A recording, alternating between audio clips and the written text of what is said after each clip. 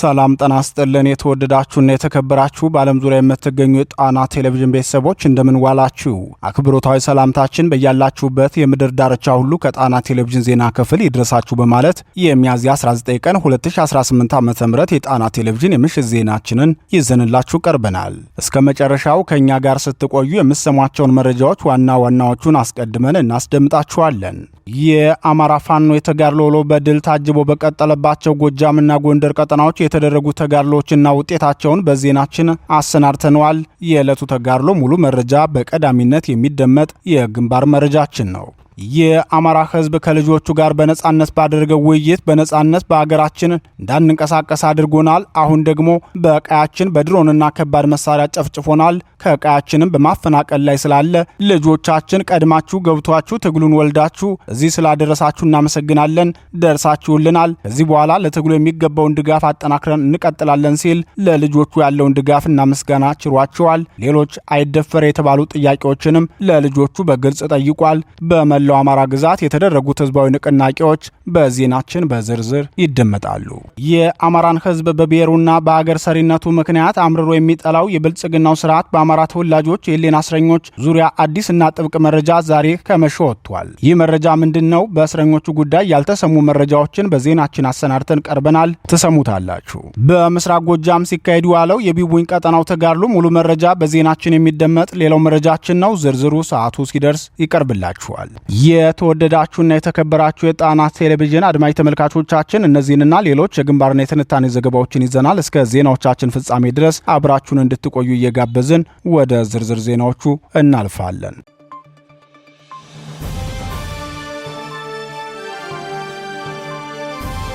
በራሱ ምሽግ ቀብረነዋል። ፋኖ የአማራ ፋኖ ብሔራዊ ንቅናቄ አጼ ቴዎድሮስ 201ኛ ኮር 74ኛ ክፍለ ጦር በነፍሴ ሳር ምድር ወረዳ ባደረገው ተጋድሎ የብልጽግናን ሰራዊት በራሱ ምሽግ መቅበር ችያለሁ ብሏል። ሰራዊታችን በወረዳው ድቦ ከተማና እናርጅናውጋ ከተማ፣ ፈለገ ብርሃን ከተማ፣ አብነ አይብ ድረስ በመግባት ታሪክ ተሰርቷል ሲል የህዝብ ግንኙነት ክፍሉ አስታውቋል።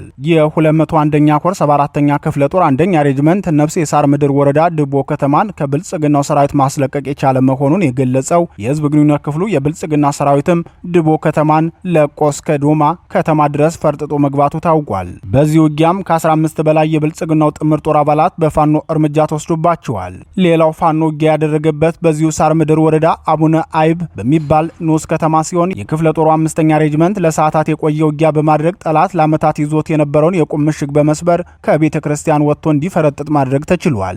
በሌላ በኩል የክፍለ ጦሩ ጥምር ጦር ናርጅናውጋ ወረዳ ፈለገ ብርሃን ከተማ መሽጎ ከነበረው የብልጽግና ጥምር ጦር ላይ ከሌሊቱ 11 ሰዓት እስከ ጠዋቱ 2 ሰዓት ተኩል ድረስ በከፈትንበት ውጊያ ጠላት ከመሸገበት ቦታ ላይ በተጠና መንገድ ተኩሱ በመክፈት ራሱን ምሽግ ላይ ሞትና ቁስለኛ በማድረግ ቀብረነዋል ሲል የተጋድሎ መረጃውን አድርሶናል። በሌላ የአማራ ፋኖ ብሔራዊ ንቅናቄ ተጋድሎ ውሎ መረጃ ስናመራ የምናገኘው የጎንደር ጠቅላይ ግዛት በላይዝ 206ኛ ከፍ ያለው ደሴ ኮርን ተጋድሎ ነው። በኮሩ የጄኔራል ኃይሌ ዘውባንተ ክፍለ ጦር ተጋድሎን ለጣና ቴሌቪዥን ሲገልጽ በጠላት ጦር ላይ 2 የፋኖ አባላት አስርገን በማስገባት በጠላት ጦር ላይ እርምጃ እንዲወስዱና ውስጣዊ የጦሩን ስነ ልቦና እንዲገመግሙ የሰጣቸውን ግዳጅ ተወጥተው በድል ተመልሰዋል ብሏል። እኔ ብሞት እንኳን አምኜበት በወጣው ዓላማዬ ነው የምሞተው ብሎ አስቀድሞ የተናገረው አርበኛ አንደበት ክንዳለም መስዋዕቱን ተከትሎ ለግዳጅ የተላኩ የፋኖ አባላቱ በሻለቃ ፋኖ አንደበት ክንዳለም ሞት ብስጭት የሰጠንን ግዳጅ ትተን ያልተሰጠንን ግዳጅ ፈጽመን ተመልሰናል ብለዋል። የፋኖን ግዳጅ ይዘው ወደ ጠላት ካምፕ ሰርገው የገቡት የፋኖ አባላቱ ረዘም ላለ ጊዜ በግዳጅ ላይ መቆየታቸውን ገልጸው ያሰቡት ከፍተኛ አመራር ላይ እርምጃ መውሰድ ወይም ይዘው መውጣት እንደነበር ገልጸው ሆኖም ሌሎች የጥምር ጦር አባላቱን እርምጃ ወስደው በድል ወደ ካምፓቸው መመለሳቸውን ተናግረዋል።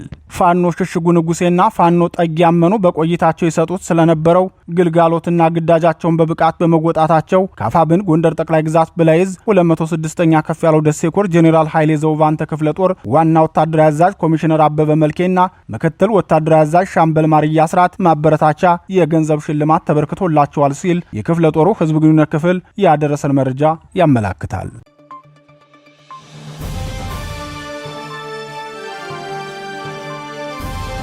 የአማራ ፋኖ ብሔራዊ ንቅናቄ በአራቱም ቀጠና የሚገኙት አራቱም እዞች ነጻ ባወጧቸው ቀጠናዎች የሚያካሂዱትን ህዝባዊ ውይይት አጠናክረው ቀጥለዋል። ድርጅቱ በተደራጀ የፖለቲካ ስራ የአማራ ህዝብ ብሔራዊ ንቃት ይዳብራል፣ ህልውናውም ይረጋገጣል በሚል ርዕስ ለሁሉም እዞች፣ ክፍለ ጦሮችና ሻለቃዎች በወረደው መመሪያ መሰረት ህዝባዊ ውይይቶቹ እየተካሄዱ ነው።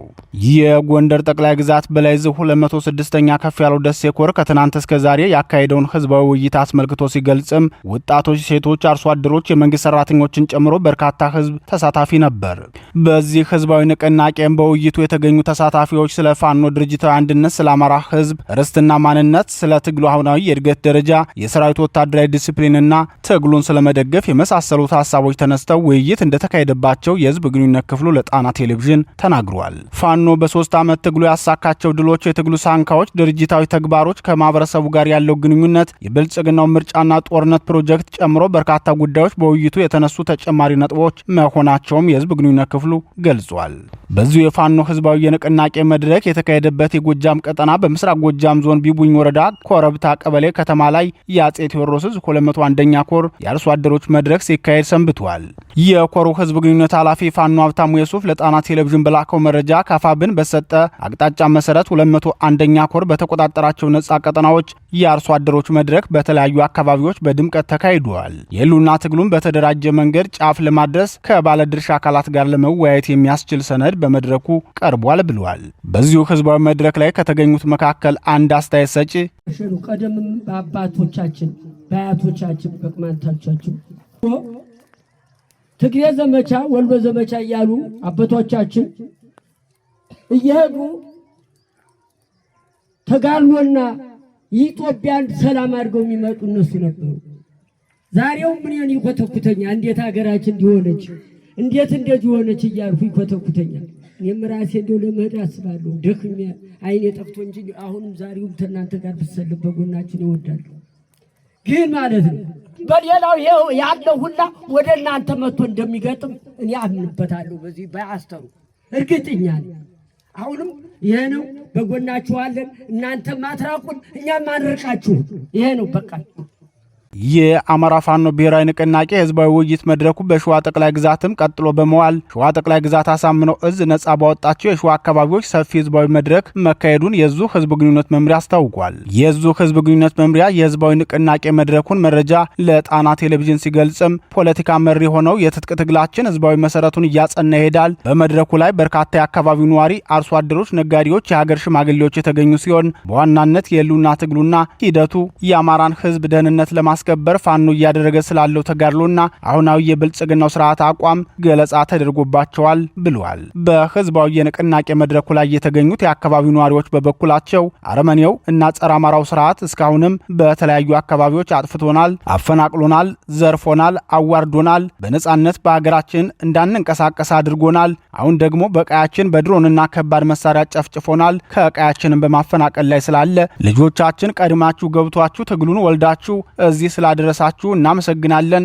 ደርሳችሁልናል። ከዚህ በኋላ ለትግሉ የሚገባውን ድጋፍ አጠናክረን እንቀጥላለን ሲሉ ገልጸዋል።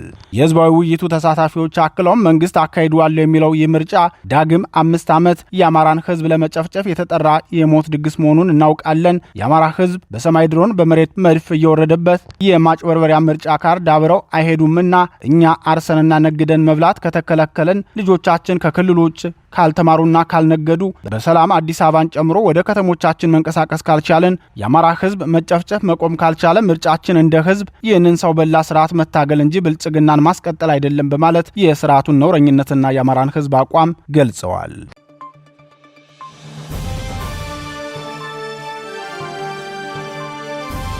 270ዎቹ የግፍ እስረኞች የታፈነ ድምፅ።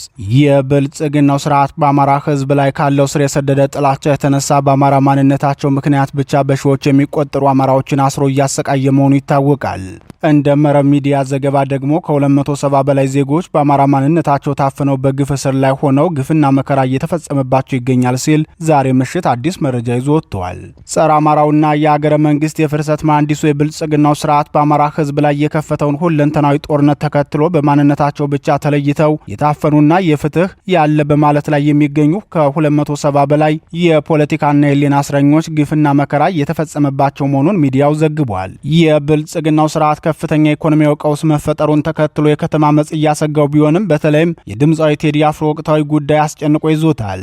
ስርዓቱ በእነዚህ ሁለት የፖለቲካ ትኩሳቶች መካከል ቢሆንም የሚነሱበትን ወቀሳዎችና የመንግስትነት ቅቡልነት የሚያሳጣውን ምርጫ አለማካሄድን ግን ሊያልፈው አልፈለገም። በመሆኑም የፊታችን ግንቦት 24 ቀን አካሂደዋለሁ ለሚለው የምርጫ እንቅስቃሴ ላይ በሚገኝበት በዚህ ሰዓት በአማራ ማንነታቸው ብቻ ተለይተው በቂሊንጦ፣ በአባ ሳሙኤል፣ በቃሊቴና በዝዋይ ማረሚያ ቤቶች የሚገኙ ታሳሪዎች አሁንም በጨለማ ክፍል ውስጥ ለግፍ እንደተዳረጉ እንደሚገኙ የደረሰን መረጃ ያመላክታል። በአሁኑ ወቅት በስር ላይ የሚገኙ ዜጎች ስብጥርን አስመልክቶ መረብ ሚዲያ ሲገልጽም የአማራ ምሁራንን፣ ጋዜጠኞችንና ፖለቲካ አመራሮችን ኢላማ ያደረገ የማዳከም ስልት እየተከተለ መሆኑን ያሳያል ብሏል። ሚዲያው አክሎም የእስረኞቹ ዝርዝር እንደሚያሳየው የታሰሩ ግለሰቦች የህብረተሰቡ የጀርባ አጥንት የሆኑ የሙያ ዘርፎችን ያቀፉ ናቸው።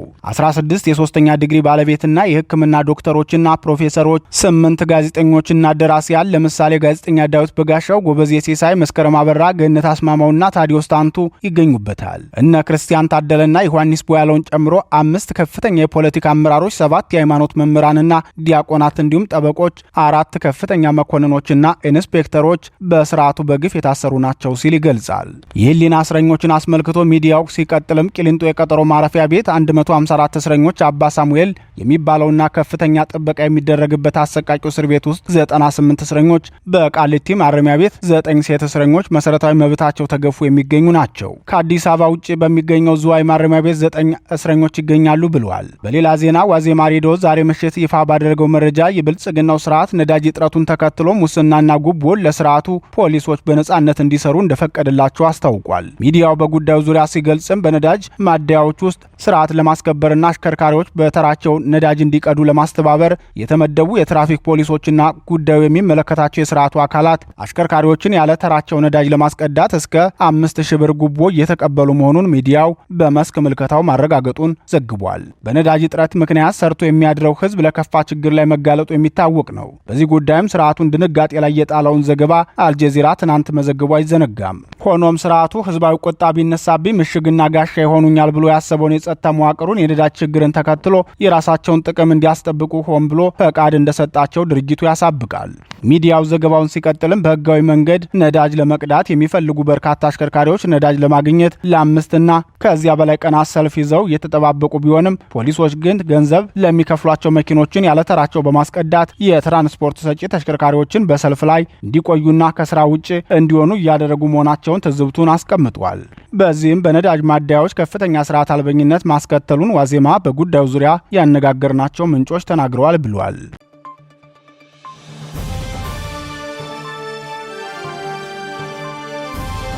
የፋኖ ድል በአርማጭሆና በጎጃም።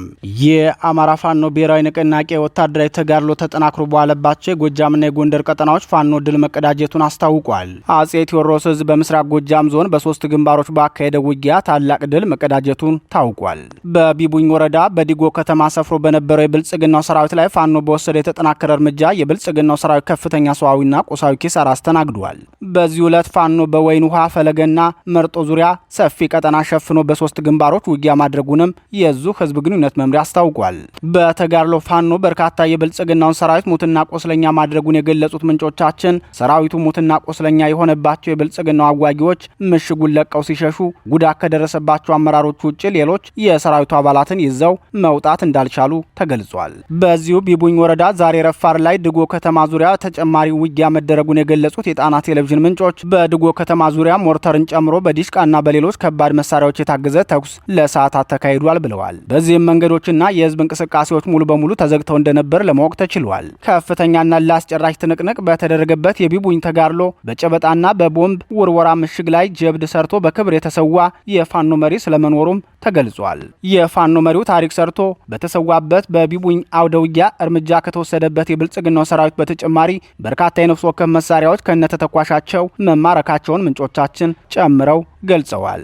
በፈለገ ቀበሌ በከባድ መሳሪያ ፍንጣሪ የንጹሃን ሀብት ንብረት እንደወደመ የገለጹት የጣና ቴሌቪዥን ምንጮች መርጦ ላይ በጦር ሜዳ ሽንፈት ያስተናገደው የብልጽግናው ጥምር ጦር ንጹሃኖችን አፍኖ መውሰዱን የአካባቢው ነዋሪዎች ተናግረዋል።